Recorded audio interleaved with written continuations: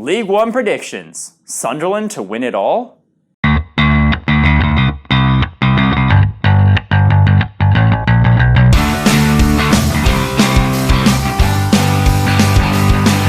Well, ladies and gentlemen, we are back, and we are giving you our League One predictions, and we're going to try and do it in less than 3 hours, 47 minutes, which I've been told is our time limit for today.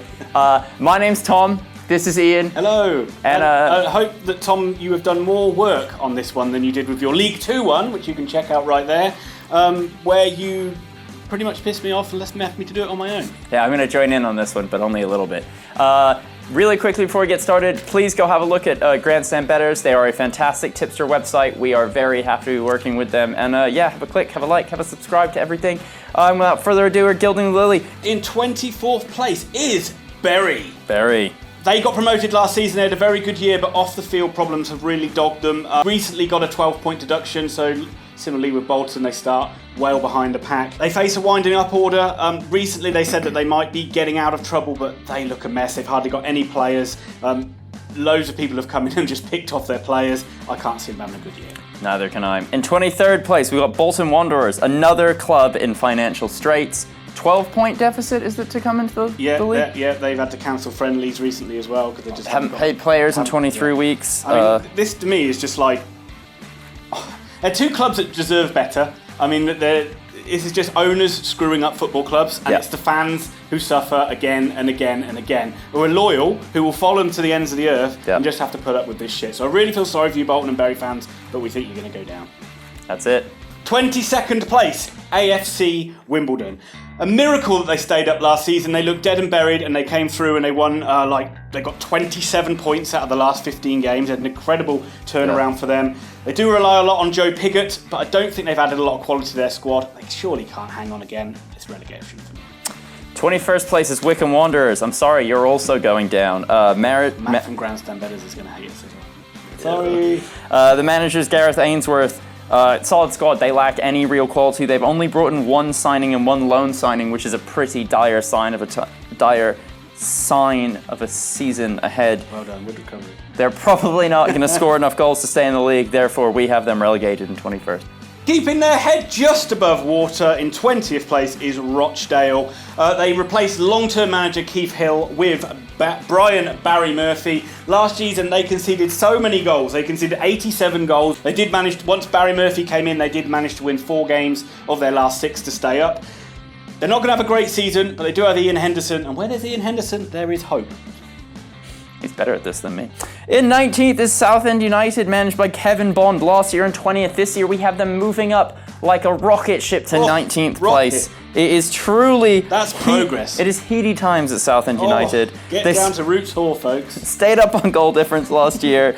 Squad's barely improved. They're going to struggle, but we've got them staying up. 18th place is Gillingham. That's a bit of a drop-off from where they were last season, but let's be fair, last season you could have thrown a blanket over about the bottom half of that league. Right up until the last month, there was still half the league could have got relegated. You win 2 games, you're mid-table. Oxford. Yeah, you win 2, this is Oxford in a nutshell. You win 2 games, you jump up the mid-table, you lose 2, you're back in relegation zone. They've got Steve Evans in managing them this year, so you never know what you're going to get with Steve Evans. He has done great at clubs, he has done really bad. They conceded a lot of goals last season. They have lost their main striker Tom Eaves as well as their keeper Tom Holly, but they'll be enough to stay. Right, above them we've got Tranmere Rovers, another team that's lost a key member with Norwood. Yeah. They knew it was coming, so they've had time to prepare. They've had back-to-back promotions. You kind of feel at League One that you kind of run up and then it is a bit more of a mountain to climb. It is, but I don't think the gap's so huge. I still think like the promoted sides generally do quite well when they come out of League 2 to League 1. Well, I think that's what we think. We think they're going to be mid-table, bottom mid-table, but they'll stay up. Sorry, how do you think you're going to go, Tranmere fans, losing Norwood? You must have seen it coming. They must have planned for this. Mickey Mellon's been there a long time. But back-to-back promotions for the Tranmere, so good stuff for them. Yeah. Number 16, we have Accrington Stanley. They're probably the lowest budgeted club in the whole of the league. They're probably always expected to go down. Man, John Coleman does such an extremely good job with them. Always exceeds expectations. Billy Key and Scott McConville are massive for them. They've still got them. Lower half finish, but still, Accrington being up this high is still absolute credit to them. In 15th place, we've got Bristol Rovers. The gas! gas. The gas. One of the lowest scores in the league last year, and they've not done a lot to improve that. But they've done things to make themselves even better defensively, which they were quite good last year. They've got a great player brought in called Jordi van Stapershof. Oh, it's a name, isn't it? I don't know if I said it right. I just did it because it's such a great name. Well, You've got to be good if you know that name. we think Jordi's going to keep the goals out, and we think Bristol Rovers are ending in 15th. 14th is Fleetwood Town. Obviously, Fleetwood Town are going through a lot of problems off the field with Joey Barton. Do you think he's still going to be the manager? No, I actually think this is one of the areas we disagree. I think that this is going to play itself out and really mess with Fleetwood's season. Yeah, they were pretty strong last season. Very good at home. They're just an awkward side. They're always just this horrible side to play against. And I do this from an Oxford point of view, where we've never beaten them, ever. I think we've had 2 draws against them in about 10 games. So I just think, based on that generally being a pretty good side at home, I think they'll stay up. Yeah. Pretty fine in the table. This is the other team that we have a bit of a disagreement on. 13th place, Coventry City. Last season ended in 8th. Mark Robbins has stayed on despite Sisu being quite literally impossible to work with. An excellent finish in their first season back in League One. Stood the chance of possibly getting promoted, but didn't quite get over the line to get into the promotion spaces. It's a solid squad and a good manager. They're hard to beat. The biggest problem is they're now playing their home games in Birmingham. This is going to be a huge problem for the supporters. Again, just fans getting screwed over. if enough of them turn up, this Coventry team can do really well. But in all honesty, I wouldn't drive to Birmingham to watch them, so it's going to be tough. That's exactly my point. It's like saying if you had it at the Rico and they got a good, they're doing well, you're going to get the fair weather fans coming in. Yeah. Yes, fans are going to enjoy going to St Andrews once or twice. When it gets to November, January, February, they can't be asked. So, yet again, such a shame. Great club, Sisu, deserved more. thank you so much. Hi guys, it's Tom here. I really hope you're enjoying the video. If you could please subscribe to our channel if you're enjoying it, that'd be great. Hit the notifications button so you can stay up to date on all the football news that we've got. Have a like, have a click. Please also follow our social media. I am very hot on that. Ian does nothing and it's all me. Again, please look at GRANDSTAND Bettors. They are a fantastic tipster website that know a little bit more than we do. Please have a look in the description. We always timestamp everything. And now, without any further ado, let's get back to all the good stuff. 12th place, everyone's favourite side, Milton Keynes Dons. Paul Tisdale is their manager now after being at Exeter for 13 the years, longest time ever. Great manager, good squad, got promoted last season. They still got their goal scorers in Agard and Nenke. I think they'll be fine. Right, in 11th place, we have Ian's beloved Oxford United. He's not allowed to talk about them or open his mouth. Something tells me there'll be a solo vid coming out at some point soon. Carl Robinson is a freaking nutcase. He is the craziest manager in League One. You can hear him from 6 miles away when he begins shouting. He's pretty bad. You can hear him from the rafters when he's been sent off. It's honestly galling how anybody wants to play for this man. Still, they need strikers and center backs, and you know what? Honestly, Ian, they could easily end below this. The team has gotten worse from last year. They are a decent side that play decent football, but middle of the pack, I think, is the best you're going to get. Oxford in 11th. You know fuck all. 10th, Burton Albion. Another club with don't have a lot of resources, but they've got Nigel Clough. Again, he seems to have been there for absolute eternity. Very solid club, very well run, settled squad that hasn't really changed much. 10th place, no problems for them. In 9th, we're getting close to the promotion places now. Lincoln City. My new hometown! Yeah, finally you have a team to support that can win. I thought you were going to walk off crying. No. Manager is Danny Crowley. They're a club on the rise and a manager with a huge future, according to Ian. Squad's very settled. Jack Payne and Jorge Grant are good signings. Is that Jorge? I think it's George. No, Jorge Grant. They're going to go well. They could be in the playoffs, but let's be honest, it looks like they're just going to be in the upper half of the table. Yeah, I think he's got to be Danny Cowley. He's got to be one of the most sought-after managers. I would have thought he could leave at any time. That could be one of the things that counts against him. 8th is Shrewsbury Town. Now, some people might be surprised with this one because they were 18th last season, but I just think they had a really poor season based off the hangover from the year before where they nearly went up and then they kind of lost in the playoffs. I think they've got a much better squad than that. They've signed some really good players. Ebanks, Landell, Murphy, Love, Morrison. This will be more like the Shrewsbury from 2 years ago. Nearly getting in the playoffs, not quite. I've got the names.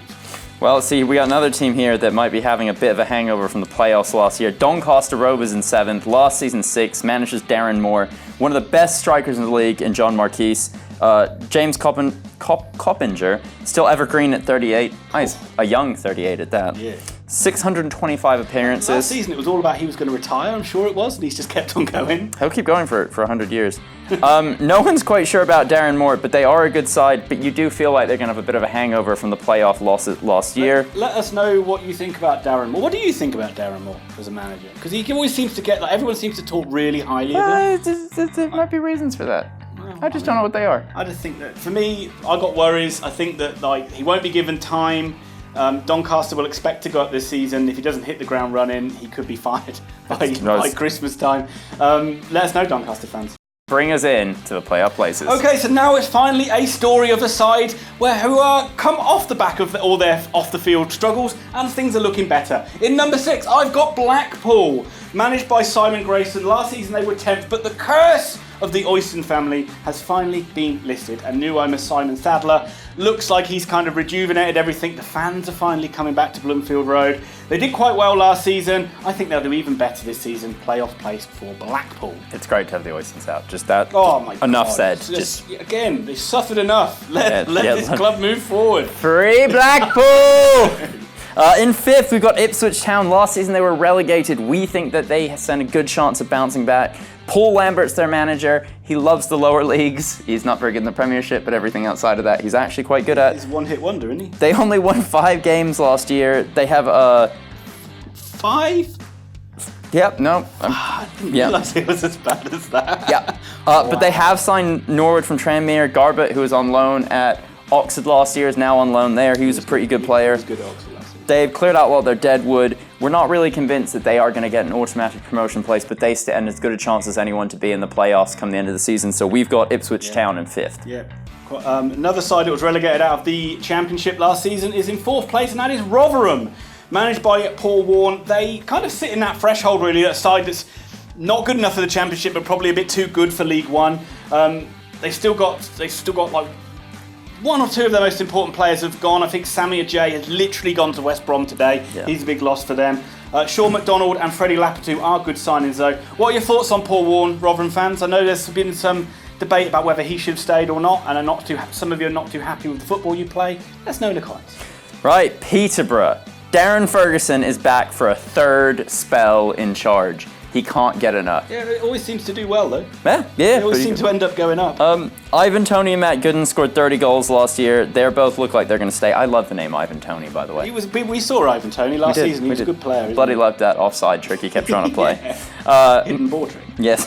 Mark Beavers and George Boyd are going to boost an already strong squad. We've got them in the playoffs, but they've got as good a chance as any to beat the top 2.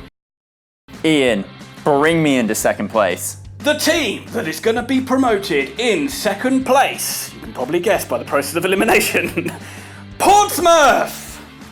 Portsmouth, a club that is certainly got over all their troubles of the past. They are going to be roaring back into the Championship last season. They nearly did it, lost out in the playoffs last season. Kenny Jackett's assembled a really good squad. They scored tons of goals. They scored 83 last season. They've got in Ryan Williams. They got in Marcus Harness. They're good signings. They've also got in some good loan players. They were good last season. They're going to be even better this season. For those of you that by process of elimination cannot figure out the League One champions, it's Lincoln City. No, I got that wrong. It's Sunderland! We've got Sunderland winning the league! Who would have thought it? Definitely no one, including the bookmakers. I think the bookmakers do have Ipswich at the top. Do they really? I think so. Most of them have got Ipswich there. Sunderland have a really good squad. The weight of expectation clearly weighed them down last year. They finished in 5th, lost in the playoffs. They really should have done better. The manager's Jack Ross. I probably said that already.